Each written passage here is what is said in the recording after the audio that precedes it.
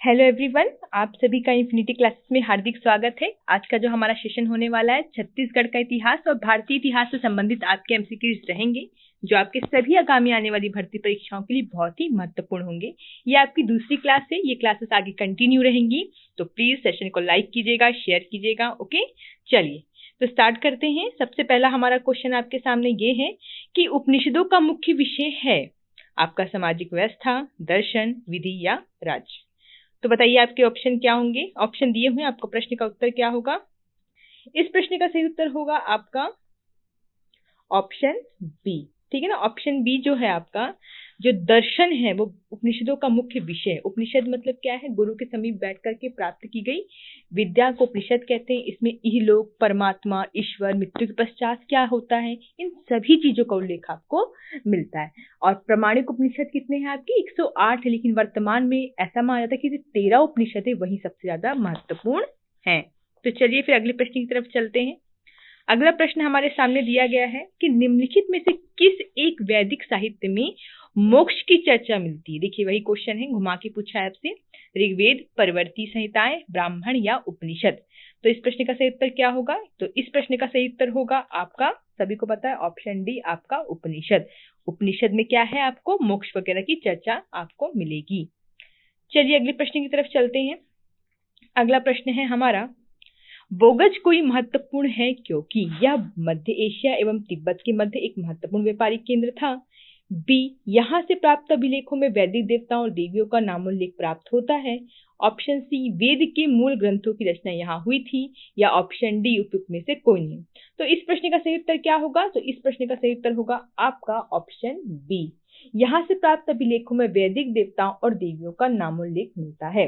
जो बोगज कोई अभिलेख है, ये कहाँ से है आपका, आपके ये ईरान वाले साइड से मिलता है। तो यहाँ पे क्या उल्लेख मिलता है, इसमें वैदिक कालीन जो देवी देवता थे उनका आपको उल्लेख मिलता है। ठीक है, चलिए अगले प्रश्न की तरफ मूव करते हैं।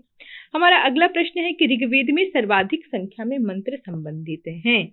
आपके ऑप्शन है अग्नि से, वरुण से, विष्णु से या यम से। तो इस प्रश्न का सही उत्तर होगा आपका अग्नि से। ठीक है ना, तो अग्नि के आपके 200 सूक्त मिलते हैं, लेकिन अगर कहा जाए तो सबसे पहले याद रखिएगा 250 सूक्त किसके मिलते हैं आपको। 250 सूक्त मिलते हैं आपको इंद्र के। किसके, इंद्र के मिलते हैं आपको कितने, 250 सूक्त। ठीक है, और 200 सूक्त किसके मिलते हैं, अग्नि से। क्योंकि इसमें आपका ऑप्शन नहीं दिया है इंद्र, तो हम क्या लेंगे, इसमें अग्नि ही लेंगे।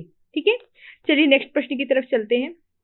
हमारा अगला प्रश्न दिया गया है आपका कि निम्नलिखित कथनों पर विचार करिए और सत्य कथन का चयन कीजिए। ठीक है, आपका पहला है कि उत्तर वैदिक काल में स्त्रियों की दशा में गिरावट दिखाई देती है। दूसरा है कि उत्तर वैदिक काल में राजा के अधिकारी समूह को सेनानी कहा जाता है। या तीसरा, इस काल में विधव नामक संस्था का अस्तित्व समाप्त हो गया था। तो कूट है केवल 1 और 2, केवल 1 और 3, केवल 2 और 3 या उपरोक्त सभी। तो बड़े ही सोच समझ करके आपको इस प्रश्न का उत्तर देना है। तो इस प्रश्न का उत्तर देखिए क्या होगा। सबसे पहले लिखा है कि उत्तर वैदिक काल में स्त्रियों की दशा में गिरावट दिखाई दी। तो बिल्कुल सही है तो आपका कि उत्तर वैदिक काल जैसे ही आता है तो महिलाओं की स्थिति में गिरावट आती है। क्यों गिरावट आती है, क्योंकि इस समय आपका पर्दा प्रथा शुरू हो जाती है, स्त्रियों का उपनयन संस्कार बंद हो जाता है। लेकिन उत्तर वैदिक काल में राजा का अधिकारी समूह सेनानी कहलाता है। तो ये सेनानी नहीं कहलाता, क्या कहलाता है आपका, रत्नी। क्या कहलाता है आपका, रत्नी कहलाता है। ठीक है, अब है कि इस काल में विधव नामक संस्था का अस्तित्व समाप्त हो गया था। तो बिल्कुल सही है, तो आपका 1 और 3 मतलब कि ऑप्शन बी सही होगा। ओके, चलिए नेक्स्ट प्रश्न की तरफ चलते हैं। अगला प्रश्न है कि छत्तीसगढ़ में शुंग वंश के संदर्भ में निम्नलिखित कथनों पर विचार करते हुए सत्य कथन का आपको चयन करना है। ठीक है, लिखा है कि मल्हार से वसुमित्र का एक तांबे का सिक्का मिला है और इस सिक्के में अश्वमेध यज्ञ का चित्रांकन किया गया है। केवल 1, केवल 2, 1 और 2 दोनों, ना तो 1 ना ही 2। बताइए, तो आप सभी को पता होना चाहिए इस प्रश्न का। ठीक है, तो आपको पता होना चाहिए कि मल्हार से वसुमित्र का एक तांबे का सिक्का प्राप्त हुआ है और जिस पर क्या उत्कीर्ण है, अश्वमेध यज्ञ का चित्रांकन किया गया है। तो आप क्या टिक करेंगे, आप टिक करेंगे ऑप्शन सी, 1 और 2 दोनों। ठीक है, चलिए अगले प्रश्न की तरफ चलते हैं। अगला प्रश्न है आपका कि निम्नलिखित कथनों पर विचार करते हुए सत्य कथन का चयन कीजिए। मौर्यकालीन सिक्के ठठारी से प्राप्त हुए हैं। ठठारी वर्तमान में जांजगीर चांपा जिले में स्थित है। तो आपका कथन केवल 1 सही है, केवल 2 सही है, 1 और 2 दोनों है, या ना तो 1 और ना ही 2 है। तो क्या होगा इस प्रश्न का उत्तर, देखिए मौर्यकालीन सिक्के ठठारी से प्राप्त हुए, ये बिल्कुल सत्य है, लेकिन ठठारी वर्तमान में जांजगीर चांपा में नहीं है। कहाँ पे है आपका वो? शक्ति में है। कहाँ पे है आपका? शक्ति। ठीक है, तो आपका क्या होगा? केवल एक ही क्या होगा आपका? सत्य होगा। चलिए अगले प्रश्न की तरफ चलते हैं। निम्नलिखित कथनों पर विचार करते हुए सत्य कथन का चयन करें। तुरतुरिया नामक स्थान में बौद्ध भिक्षुओं का विहार था। भोंगापाल से भगवान बुद्ध की विशाल प्रतिमा प्राप्त हुई है। केवल एक, केवल दो, एक और दो, दोनों, ना तो एक ना ही दो। अब इस प्रश्न का सही उत्तर क्या होगा? तो अगर हम देखें इस प्रश्न का सही उत्तर क्या होगा, तो तुरतुरिया नाम के स्थान से बौद्ध भिक्षुओं का विहार मिलता है। एकमात्र बौद्ध भिक्षुओं का विहार है वो हमारे छत्तीसगढ़ में। और भोंगापाल से भगवान बुद्ध की विशाल प्रतिमा भी प्राप्त हुई है। तो आप ऑप्शन क्या टिक करेंगे? आप लोग ऑप्शन सी टिक करेंगे। एक और दो दोनों ही सत्य हैं आपके। ठीक है, अगला प्रश्न है आपका, निम्न में से किस नदी को ऋग्वेद में माते तमा, देवी तमा, नदी तमा संबोधित किया गया है? तो आपके ऑप्शन है सिंधु, सरस्वती, वितस्ता या यमुना। तो सही उत्तर क्या होगा इस प्रश्न का?